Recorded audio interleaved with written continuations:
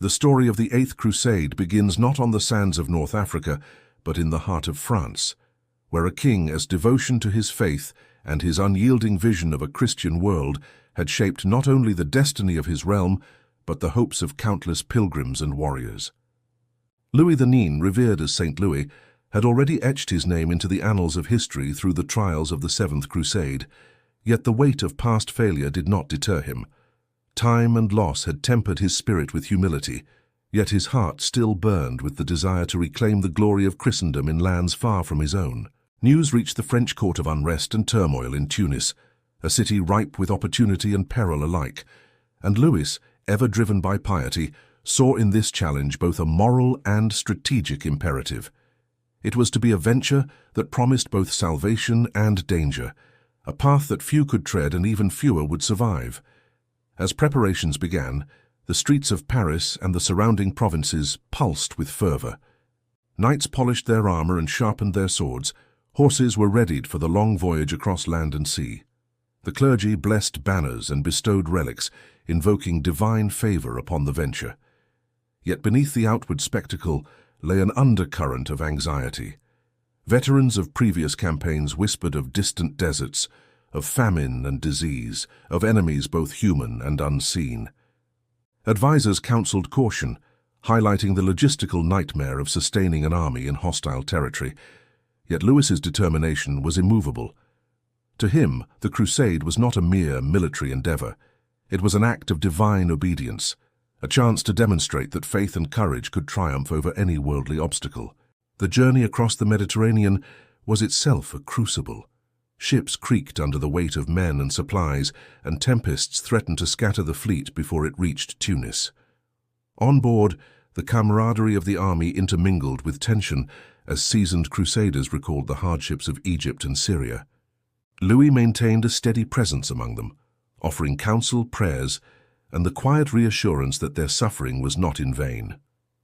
When the fleet finally anchored off the coast, the sight of Tunis loomed like a jewel of civilization amid the arid backdrop its walls and minarets, a reminder of the power and sophistication of the lands they sought to conquer. Upon landing, the army encountered immediate challenges. The climate was oppressive, the heat searing and relentless. Disease spread swiftly through the ranks, striking even the strongest of men. Supplies were consumed at a terrifying rate, and the hope of a swift victory began to waver under the strain of illness and logistical difficulty. Louis himself was not spared. Despite his regal bearing and devout constitution, he succumbed to the fever that had already claimed so many of his men. The king's illness sent shockwaves through the army, undermining morale and casting a shadow over the campaign. Leaders debated the wisdom of continuing, while soldiers wrestled with fear and uncertainty. Yet the memory of past defeats and the desire to achieve something that would endure beyond the lifetimes of those present kept the army in motion, pushing forward despite the mounting toll. Amidst this struggle, the political landscape of Tunis played its part. The city's ruler, aware of the Crusaders' plight, employed both cunning and restraint. Negotiations began even as skirmishes broke out along the outskirts, revealing the delicate dance between diplomacy and combat that characterized much of medieval warfare. Envoys carried messages back and forth, and Louis, ever the pious monarch, sought to balance firmness with mercy. These exchanges highlighted the human dimension of the crusade. Leaders on both sides, each guided by ambition, faith, and survival, maneuvered as much in council chambers as on the battlefield. The tension between ideals and reality became palpable, for even the most devout could not ignore the stark consequences of miscalculation. As the days passed, the toll of disease became undeniable. Men fell by the dozens, the cries of the sick and dying echoing across the camp.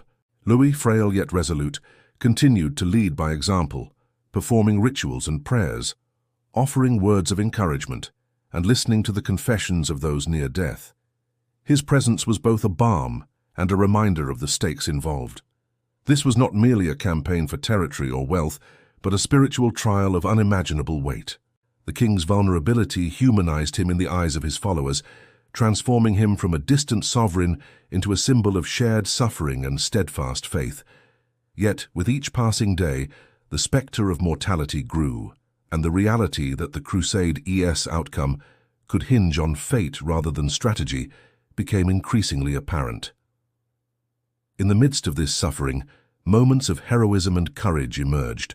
Knights engaged in daring forays beyond the city walls, testing the defenses of Tunis, while scouts ventured into unknown terrain to gather intelligence.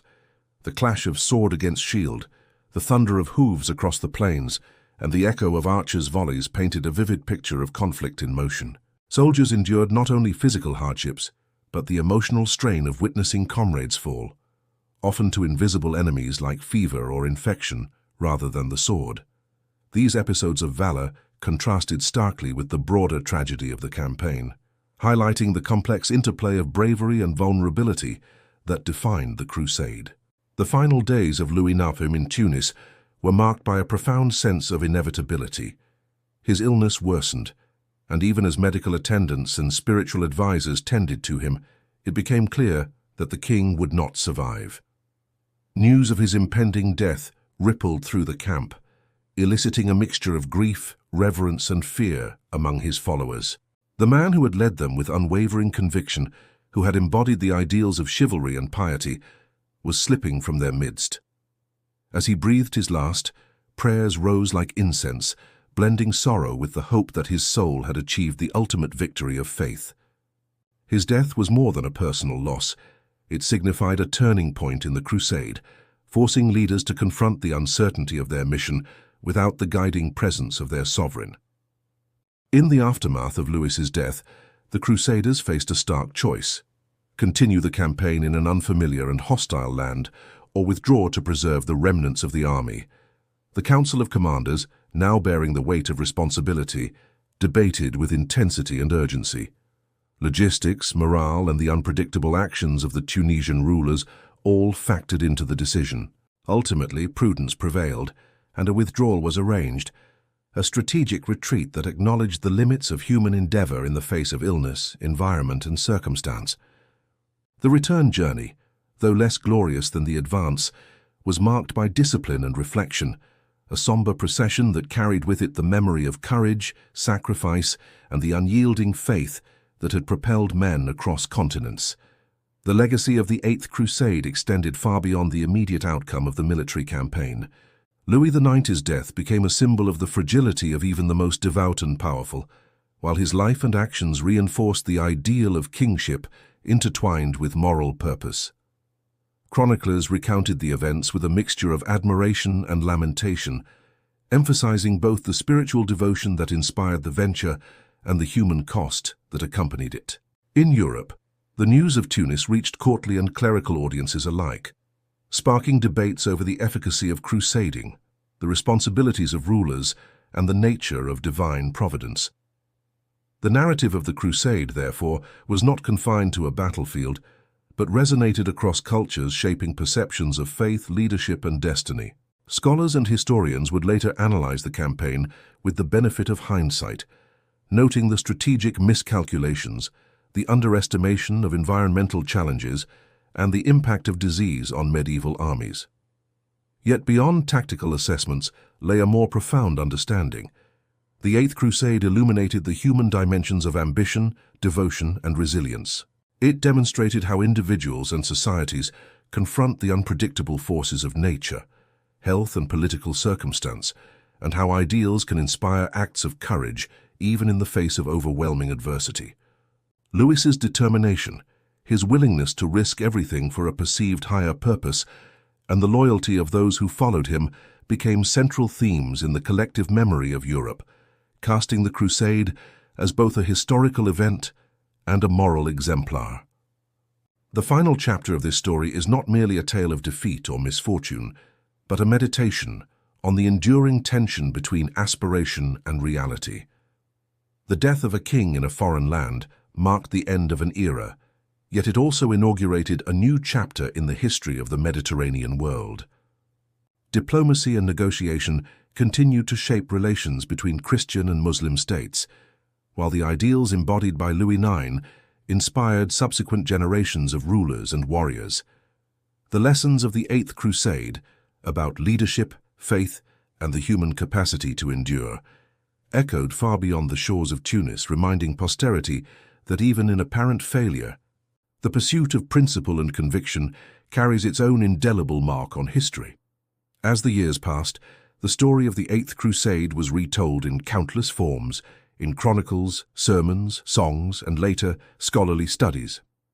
Each retelling emphasized different facets: heroism, tragedy, piety, and folly. Yet the central figure remained Louis IX, whose life and death exemplified the intricate interplay of faith, power, and human vulnerability. The campaign itself, though brief and fraught with hardship, crystallized the complexities of crusading in the late medieval period.